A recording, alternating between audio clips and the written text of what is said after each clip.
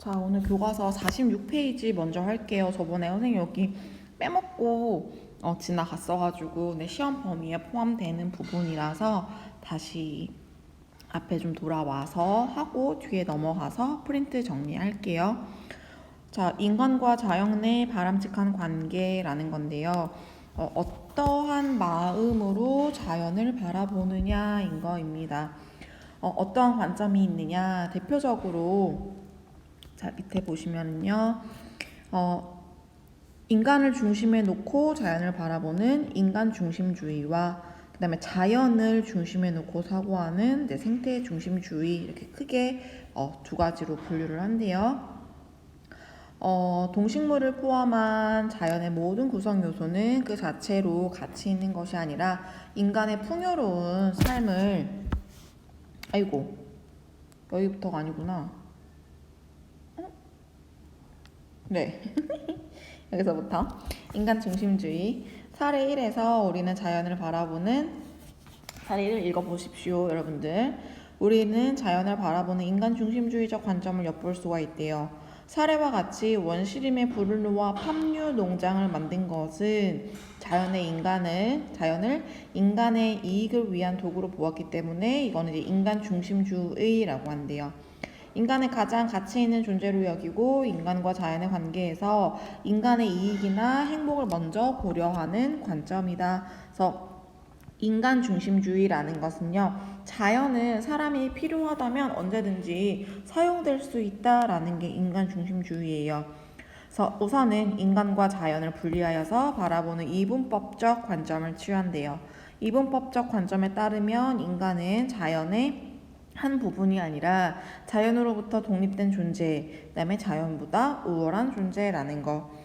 인간 중심주의자는요, 자연의 도구적 가치를 강조하고요. 동식물을 포함한 자연의 모든 구성 요소는 그 자체로 가치 있는 것이 아니라 인간의 풍요로운 삶을 위한 도구에 불과하다는 것이다. 그래서 예를 들어서 사실 우리가 이제 육류고기를 좋아하긴 하지만 채식주의자 같은 사람들은 육류고기를 안 먹죠. 근데 채식주의를 하는 이유가 여러 가지가 있겠지만 그 중에 어떤 사람들은 동물을 사육하는 것, 동물을 죽이는 거에 대해서 반대하는 사람들도 있거든요. 그래서 그런 사람들은 이거가 지금 맞지 않는 거죠. 그죠? 자, 인간 중심주의는 자연을 개발과 극복의 대상으로 바라보고 이용하도록 하여서 인간에게 커다란 경제적 풍요를 가져다 주었대요. 하지만 인간 중심주의를 지나치게 강조한 결과 자원이 고갈되고 환경이 오염되는 등 심각한 환경 문제가 발생하게 되었대요.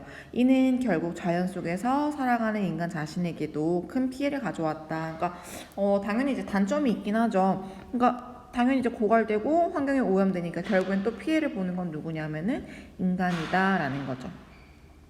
자, 생태 중심주의 봅시다. 인간 중심주의의 문제점을 비판하며 등장한 것이 생태 중심주의래요. 사례 2번 한번 읽어보세요.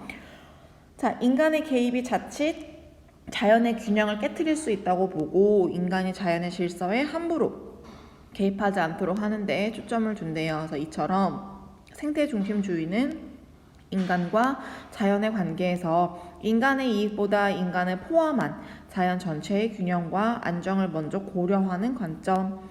생태 중심주의는 다음과 같은 특징을 가진대요. 먼저 인간을 포함한 자연 전체를 하나로 보는 전율론적 관점. 그러니까 우리는 다 같은, 우리도 생태계라는 거예요.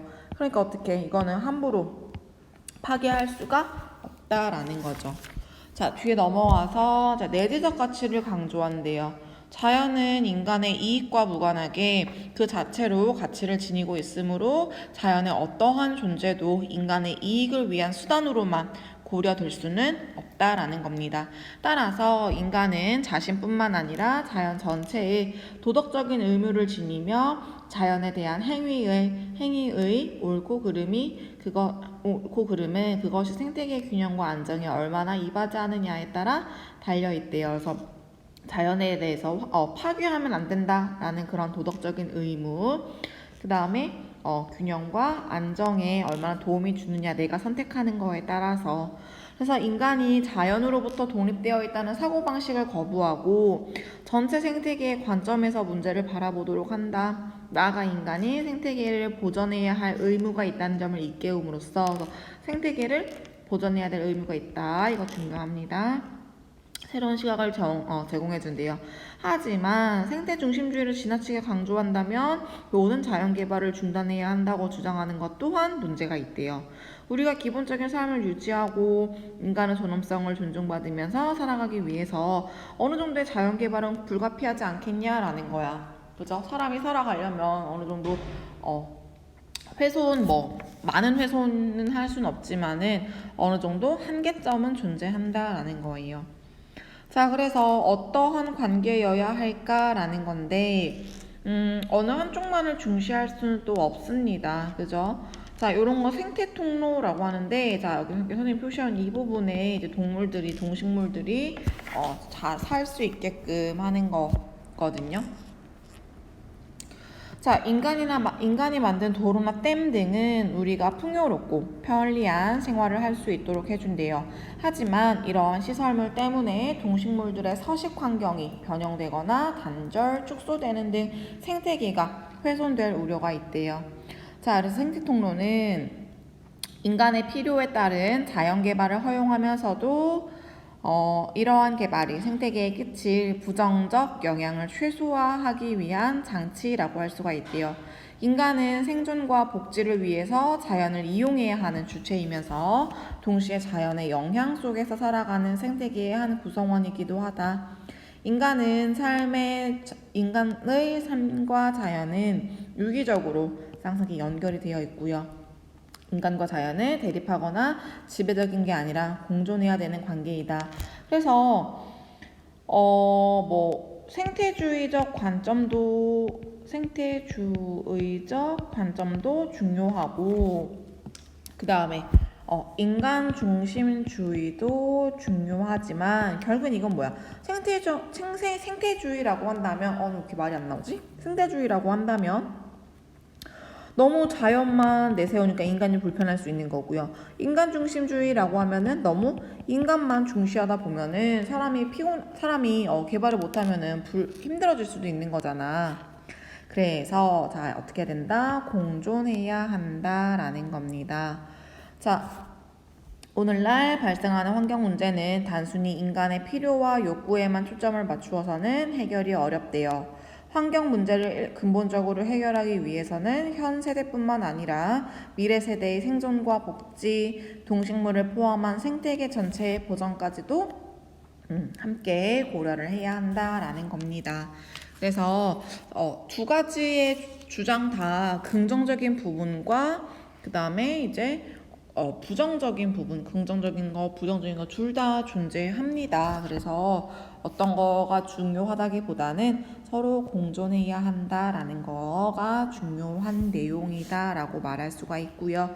자, 오늘의 과제는요. 1번, 2번 이거 위드랑 과제방에 답변 달아주시면 되겠습니다.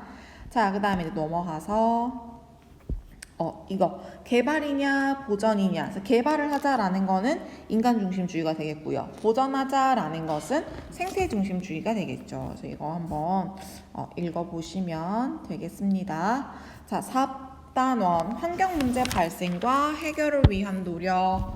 자, 어떠한 환경 문제가 있느냐? 지구 온난화. 자, 전체적으로 화석연료의 사용 증가. 자, 우리가 화석연료라고 하면요, 여러분. 가장 많이 사용하는 것이 석유죠. 그 다음에 석탄, 그 다음에 천연가스. 이렇게 이 세 개를 묶어서 화석연료라고 합니다. 자, 그 다음에 산림 파괴 등 인위적인 요인으로 지구온난화가 더 심해지고 있대요. 자, 그럼으로써 이상기후 현상으로 빙하가 녹아내리고 해수면이 상승하고 동식물의 서식 환경도 변화하고 이런 문제점이 발생하고요. 자, 사막화가 진행이 된대요. 그럼으로써 식량 생산량의 감소. 왜냐면 논과 밭이 없어지고 논과 밭이 모래로 변하는 거잖아. 그죠? 그 다음에 황사. 먼지 달리는 거 심해지고 있죠. 그 다음에 또 대기오염 물질 때문에 산성비가 내리기도 하고, 그래서 그로 인해서 건축물이 부식되고 산림이 파괴되고요. 또한 열대림 개발로 열대림, 그러니까 나무를 다 베어버리는 거야. 우리 뭐 종이 사용하거나 휴지 사용하거나 가구를 만들기 위해서 열대림을 개발해서 생물종이 사라지기도 하고요. 거기 살던 동식물들이. 자, 우리나라는 산업화 과정에서 각종 개발 사업을 추진하고 그다음에 인구 증가와 함께 자원 소비가 증가하면서 환경 문제가 발생을 했대요. 특히나 도시에서는 여러 가지 환경 문제가 나타나죠. 인구가 밀집해 있으니까 미세먼지 농도도 증가되고요. 황사, 스모그 현상 이런 것들, 대기 오염, 관한 우려가 커지고 있다. 오늘날 국내외에서 발생하고 있는 이런 여러 가지 환경 문제는 개별 국가 노력만으로는 해결하기가 어렵고요. 전 세계의 문제점이다라는 것을 인식해야 한다라는 겁니다. 자, 빙하 보세요. 북극곰이 살 지역이 없어지는 거죠.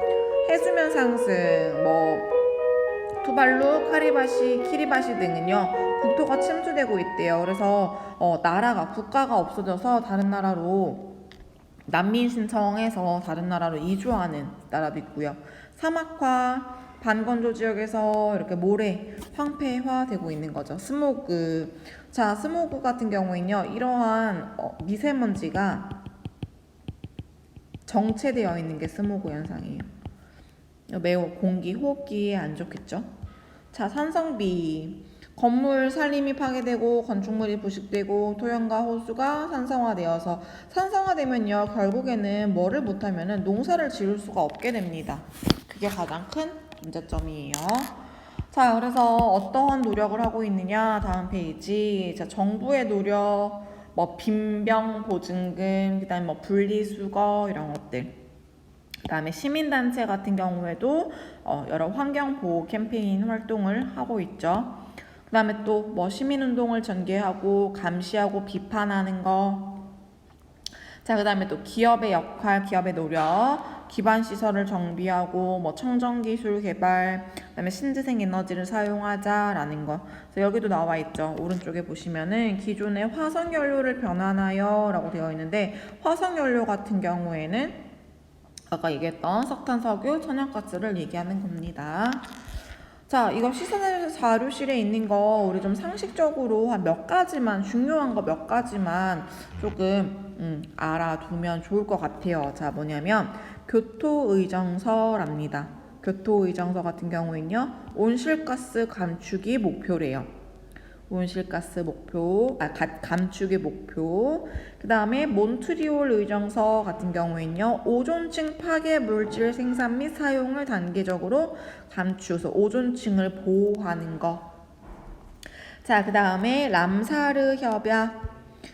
서식지로서 습지를 보호하는 거. 습지에는 여러 미생물이 살고 있죠. 그래서 람사르 협약, 이것도 기억을 해두시면 좋을 것 같고요.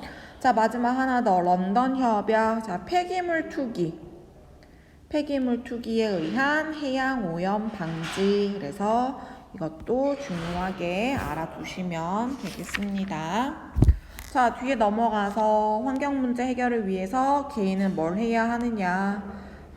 되게 노멀한 거죠. 우리 다 알죠. 일회용품 많이 사용하지 말고, 가까운 곳은 자전거 걷고, 전기 아껴 쓰고, 그죠? 그다음에 여름철에 에어컨 많이 틀지 말고, 이런 노멀한 얘기들을 적어 놨습니다.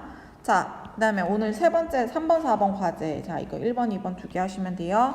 1번, 이게 3번이 되겠죠? 그다음에 얘가 4번이 되겠고요. 그래서 오늘은 과제방에 과제 총 답 4개예요. 단답식으로 4개만 달아주시면 되겠습니다. 그래서 오늘 여기까지 하고요. 다음 시간에 여러분들 선생님 나눠준 프린트 빈칸 채우기랑 문제 풀기랑 그 다음에 모의고사 문제 풀기까지 최대한 많이 할 거거든요. 그래서 오늘은 여기까지 하고요. 우리 교과서는 진도제 이것만 하면은 다 나간 거니까 다음 시간에는 교과서 정리, 그다음에 이제 다다음 시간에는 총정리, 시험 범위 쭉 한번 선생님이랑 같이 훑어보는 시간을 하겠습니다. 오늘 여기까지.